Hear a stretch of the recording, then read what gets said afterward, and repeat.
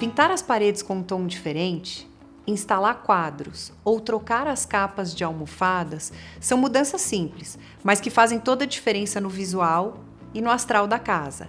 Acesse telhanorte.com.br e confira como deixar o seu cantinho ainda mais bonito. Usando o cupom AMARMATERNIDADE, você ganha 10% de desconto nas compras online.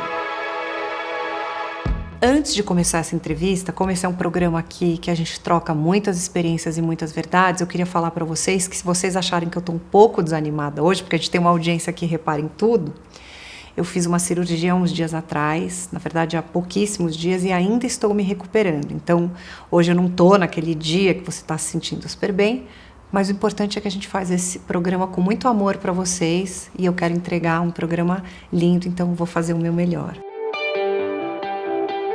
Dia após dia, nossas guerreirinhas mostram o verdadeiro significado do que é viver. Me ensinaram a ser tão forte quanto nem imaginamos ser, e o quadro delas evolui cada vez mais. Hoje temos a oportunidade de testemunhar e ajudar tantas outras famílias que passam por um momento difícil como passamos e levar a maternidade atípica de forma mais leve, nunca perdendo a fé e a esperança. No Amar de hoje vamos conversar com a Vanessa, que é mãe de 3 filhos, o Matheus de 13 anos, a Sofia de 5 e a Laura de 3. Sofia e Laura apresentaram más formações genéticas que acarretaram alguns problemas de saúde para as pequenas. Hoje a Vanessa vai contar como é a sua rotina com as meninas e como ela conseguiu se reerguer diante das preocupações que passou com as suas filhas. Obrigada por ter vindo ao programa. Eu sei que você é super fã, você hoje mora em João Pessoa. Então vamos lá do começo. Você conheceu seu marido no trabalho em 2004 e dessa relação em 2009 nasceu o Matheus. Então eu queria saber como é que foi essa primeira gestação. A primeira gestação foi uma surpresa pra gente. Nós começamos a sentir que alguma coisa aconteceria, já estava bem avançada a gestação. Foi uma gravidez super tranquila, sem nenhuma alteração, seguimos, nasceu no tempo que o médico passou pra gente. Depois de 2 anos do nascimento do Matheus, vocês tentaram uma nova gravidez, só que acabou levando 7 anos pra você engravidar. Isso. Você fez algum exame para tentar descobrir o porquê dessa demora? Eu sempre acompanhava com a médica, já vinha acompanhando até antes de ter o desejo do segundo bebê. E tinha ovário policísticos. E aí isso foi dificultando. E a gente foi acompanhando com a médica. Num certo período ela fez até o uso de alguns hormônios, a gente fez indução de ovulação. Mesmo assim não vinha. Acho que até a questão da ansiedade de ter esse segundo bebê acabou atrapalhando um pouco. E em seguida surgiu a oportunidade da gente se mudar de São Paulo e ir para o Nordeste. Sei. E a gente seguiu e chegando lá eu continuei ainda acompanhando e tentando buscar o porquê que não vinha essa gravidez. Sei. Mas em exames não saía nada que interferisse. E aí a gente deu uma segurada. Falei, vamos ir visitar a família agora de férias. E aí, voltando, no dia que eu cheguei em João Pessoa, foi quando eu descobri o positivo da Sofia. E como é que foi receber essa notícia? Aí eu perdi o chão. Jura? Foi porque muitos anos esperando. Sim. Muito negativo, né? Aquela coisa da tentante. No outro dia eu fui, fiz um exame de sangue e guardei escondido dele porque realmente confirmou, deu positivo. E aí, Vanessa, com 12 semanas vocês fizeram um morfológico e o resultado não foi favorável. O que aconteceu? O que os médicos te falaram, Vanessa? Até então nada tinha dado nenhuma alteração, né? Nada de anormal. Com 12 semanas a gente fez o exame da translucência nucal e aí a medição ali do líquido deu aumentado. Então, de 2,5 deu 5,5. E ali já ligou um alerta de que algo poderia estar errado, como também poderia não estar. Ele falou, olha, a gente não tem como garantir que esse marcador vai trazer alguma alteração para o seu bebê. E aí, na clínica que a gente estava acompanhando, eles deram a sugestão da gente fazer o exame de amniocentese. Não conhecia muito, mas conversou bastante com ele, com a equipe, e fizemos a amniocentese. Quando você estava fazendo os acompanhamentos, esse médico falou para você que a partir desse resultado ele não poderia mais cuidar do seu caso, porque você precisaria se consultar com algum médico especialista em gestação de risco, de medicina fetal. Isso. Baseado nisso, você procurou uma médica e parece que também a experiência... Uma médica que ele indicou. Isso. E a experiência foi péssima. Foi péssima. E depois dela, a gente ainda caminhou para mais 6 médicos. Tá. Todos eram o mesmo perfil. Para você abortar. A intenção de que poderia ser interrompida a gravidez em qualquer momento. Mas baseado em quê? O que vocês tinham de evidência nesse momento? Nesse momento só tinha essa alteração e eles alegavam que por essa alteração o feto a qualquer momento poderia vir a óbito. Eles diziam que não evoluía a gestação. Davam sim essa opção para que a gente antecipasse, vamos dizer assim, esse acontecido. E após 6 médicos? Aí eu tive a indicação pelo pronto-socorro, tive uma dor, eu fui até o pronto-socorro e eu passei por um obstetra que estava de plantão. E aquele médico foi o que continuou nossos atendimentos até o final da gravidez. Nem ele e nem outro médico sabiam te dizer exatamente o que havia com a sua gravidez? Ou este 7º médico já te falou que a coisa não era boa, que você só ia descobrir o que a Sophie tinha no dia do parto? Ou ele deu um prognóstico? Ele não sabia dizer o que a gente passaria pelos próximos 9 meses e adiantou que a gente só saberia realmente na hora do parto. Mas você já sabia que não era algo bom? A gente sabia que tinha chance de não ter algo bom. Tá. Ele dizia que era 50% de chance de desenvolver uma síndrome e de não desenvolver também. O que vocês imaginavam? O que passava pela cabeça de vocês, Vanessa? Nesse momento eu não consegui imaginar nenhum bebê mais. Tá. Porque o trauma dos outros atendimentos gerou um certo bloqueio na gente de não conseguir nem imaginar o que viria. Tá. E só imaginava, na verdade, o pior, né? E aí chegou o grande dia, né? Do nascimento da Sophie. Foi. E aí você estava com um misto, obviamente, de alegria e preocupação. Então, eu quero que você conte pra gente como é que foi o momento do parto e quais os cuidados que ela precisou a partir disso. Até o parto, a gente se preparou psicologicamente dentro do que a gente conseguiu, né? Apesar de não saber o que viria. No dia do parto, teve todo aquele preparo normal. E ao nascer, a Sophie, ela já apresentou nos primeiros momentos algumas alterações. Durante a gestação, a gente viu que tinha um bracinho mais curto. Mas a hora que ela nasceu, a gente conseguiu ver toda a malformação. Né? Que Principalmente de crânio facial. Alteração nos olhinhos, a orelhinha implantada mais baixa, né? E ela tinha palato aberto, tá. Mas não foi lábio aberto, tá. Foi só palato mole. Isso dá pra operar, né? Isso. E aí o mais visível era o bracinho bem encurtado, tá. E a ausência de dedinhos. Quando a Sophie nasceu, ela foi pra UTI neonatal. Isso. Daí ela ficou 45 dias lá. Foi. Como é que foi a partir daí, da alta dela, a rotina em casa, Vanessa? Foi uma mudança radical, né? Porque durante esses 45 dias ela teve altos e baixos dentro da UTI. E aí um dia ela estava muito mal, outro dia ela melhorava um pouquinho e assim ela foi evoluindo. Quando a gente saiu do hospital, ela já tinha feito alguns procedimentos dentro do hospital. Uma delas que para investigação, como a síndrome não era conhecida por lá, ela precisou ser traqueostomizada para poder fazer exames internos. E dali ela não retirou mais a traqueostomia, porque ela se cansava muito. Então a gente precisou preparar a casa para receber como um quarto de hospital, né? Então todo aquele quartinho que a gente preparou, rosinha, com bercinho, foi todo modificado.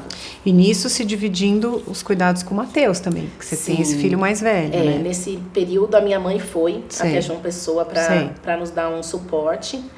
E o período dos 30 dias que ela ficou lá, praticamente foi o período que a Sophie ficou na UTI. Entendi, então ela te ajudou. Me ajudou muito com o Matheus. Quando a Sophie ia fazer 1 ano, você recebeu uma notícia. Foi, a grande surpresa. É o nosso pacotinho de amor também, a Laura. Foi logo em seguida. A Sophie completou 1 aninho, já descobrimos o positivo. Isso porque entre o Matheus e a Sophie você levou 7 anos 7 e depois que a Sophie tinha 1 ano você já engravidou novamente. E aí rolou uma apreensão da tua parte, da parte do teu marido, por talvez imaginar que a Laura pudesse ter algum problema genético. Exato. Vocês descobriram algo que comprovasse esse pensamento? A gente seguiu até 12 semanas. E aí com 12 semanas deu replay a toda a história que já tinha acontecido. Meu Deus. Foi assim, a mesma alteração, a mesma numeração de alteração. Então a Sophie teve 5,5 de translucência nucal. A Laura foi exatamente a mesma marcação. Você chegou a comentar aqui que vocês, após a alta dela, começaram a investigar por que isso havia acontecido. Isso. Nenhum médico falou para vocês, olha, numa nova gestação seria legal vocês ninguém te te orientou, te sugeriu alguma coisa, um exame? Sim, nós tivemos várias orientações da parte da geneticista, Sim. que já acompanhava a Sophie. Inclusive de que uma possível nova gestação, que nós fizéssemos através de gravidez assistida. Para poder, como era desconhecido ainda a síndrome, fazer um acompanhamento bem de perto. Como foi uma surpresa pra gente a vinda da Laura, então acabou que a gente atropelou esse processo de fazer a gravidez assistida. E aí, quando deu 12 semanas, a gente teve a confirmação de que ela também viria com alguma alteração. Qual que era a situação da Laura durante a gestação? Igual da Sophie? Foi idêntica. A única diferença entre uma gestação e outra foi que a da Sophie eu tinha muita retenção de líquido e o da Laura a gente já seguiu um pouco mais tranquilo. E também como a gente já tinha experiência vivida nesse 1 ano com a Sophie, que foi bem intenso, a gente decidiu não investigar nada. Então eu não fiz nenhum exame de rastreamento durante a gestação e a gente seguiu até o parto. Que a gente sabia que era dali pra frente que a gente conseguiria fazer alguma coisa. Me fala hoje como é que estão as meninas, qual o prognóstico, o que elas apresentam, como é que é a qualidade de vida, queria que você falasse de cada uma. Da Sophie primeiro, né, que a expectativa dela era muito reduzida, por conta de todo o desconhecido que a gente viveu. Então a Sophie, ela teve um começo mais difícil, mas eu nunca desacreditei que ali quando ela tivesse seus 4, 5 anos, ela estaria praticamente ali na linha verde, como a gente fala hoje. Ela era baixo peso, ela tinha baixa estatura, a gente não conseguia evoluir muito com ela. E aí a gente correu atrás e hoje ela praticamente segue o padrão da idade dela. É muito inteligente, é super ativa. Vai à escola. Vai à escola, faz balé, Ai, adora cantar, que adora gravar. E acho que com a vinda da Laura, deu um suporte uma para outra, um apoio. Sei. Até acho que isso no futuro vai ser muito mais interessante. E como que tá a Laura hoje? A Laura teve um pouco menos de complicações. Apesar de no nascimento também ter desenvolvido pneumotórax, que segurou ela um tempinho também dentro do hospital. A Laura, ela tem menos complicações do que a Sophie, então ela desenvolve muito mais rápido. Ela é atenta a detalhes, ela adora ir para a escola, adora também socializar com as crianças, da onde elas fazem os atendimentos de terapia. Elas são uma luz, na verdade. E qual é o prognóstico, Vanessa? Hoje, estudados geneticamente, são 40 casos no mundo. Igual tem algum nome? Chama Síndrome de Miller. A gente quase não tem aonde buscar informações de como vai ser no futuro.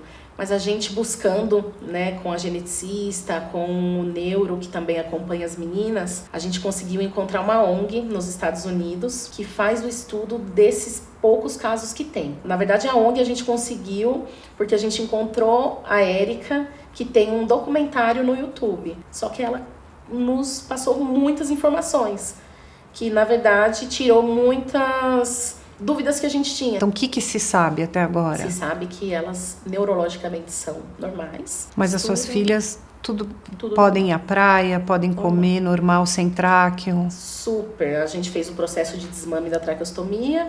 E aí, depois disso, ela vai à praia, ela faz natação. Que graça. Adora, inclusive, é um peixinho. Faz tudo normal. Então, a possibilidade de uma vida normal, não tem uma estimativa de que elas têm uma vida reduzida por conta da síndrome. Porque é mais formação de óssea mesmo. Os órgãos delas não tem nenhuma alteração. O coração funciona normal, cérebro normal. Então, não vai impedir ela de ter uma vida normal. Ela vai poder dirigir, trabalhar, se casar. Só a questão de gestar que tem que ser gravidez assistida. Vanessa, com a finalidade de ajudar mães e pais como vocês, que enfrentaram muitos desafios na maternidade, você resolveu compartilhar sua vida numa página do Instagram. Como é que é esse teu trabalho por lá? Demorou um pouco. Eu fiquei pensando se eu abriria ou não ao público a história das meninas. No começo a gente fica um pouco retraído, né, quanto a isso. Mas quando a Sophie estava com 4 meses, eu decidi abrir o Instagram, porque quando a gente precisou de informações, a gente não teve. E difícil de encontrar. Foram praticamente 3 anos em busca de alguma informação. Quando eu entendi que o quanto era importante a gente compartilhar isso, foi quando eu abri o Instagram. E ali, aos pouquinhos, eu comecei a colocar um pouco da rotina das meninas, os tratamentos, o que a gente faz. Começou em casa primeiro, depois a gente foi para a clínica. E eu achei super interessante isso, que quando alguém precisar buscar alguma informação, poder encontrar e poder ter uma luz. Essa troca é muito importante. Muitas mães que vêm aqui falam que conseguiram informação com grupos de Face Exato. ou dos Estados Unidos. Então, que legal que você está ajudando. Esse é o primeiro lugar que o pessoal tenta buscar, né? Através da internet. Vamos deixar o arroba aí da tua página. Fala aí pro pessoal. família_Lima_Catarucci. Vanessa, depois de tudo que você passou, né? E ainda passa um dia a dia complexo e cheio de entrega. O que é o significado de amor para você? Hoje eu sou uma outra mulher, né? Então eu fui mãe do Matheus. 7 anos depois eu tive uma outra visão da maternidade e para mim a partir dali foi doação total e como eu consigo viver não só a minha vida, mas a vida dos meus 3 filhos. Então a doação de estar ali o dia todo, o tempo todo, 24 horas e fazendo o melhor para eles e conseguir proporcionar para eles todo o conforto que eles precisam para ter uma qualidade de vida melhor. Que linda, e apesar de qualquer diagnóstico de que Sophie jamais sairia da cama, de que Laura não sobreviveria, e hoje eu poder mostrar, né, a todos que lá atrás também disseram que isso não seria possível, que elas estão aí, firme e forte. Sim, obrigada, tá, Vanessa? Boa sorte para vocês, tá bom? Eu que agradeço, Mari. Foi um prazer estar aqui com vocês. Igualmente. Se você tem uma história de amor ou maternidade para contar, escreve pra gente no amarmaternidade@gmail.com. Estamos em todas as redes sociais e fazemos esse programa com amor para vocês. Ficou muito fácil se inscrever no canal. Você faz um login, inscrever-se, tá inscrito. Por hora, só gravamos em São Paulo. Então, se você é daqui, pontua isso no e-mail para facilitar o nosso contato com vocês. Tô te esperando no próximo programa. Tchau!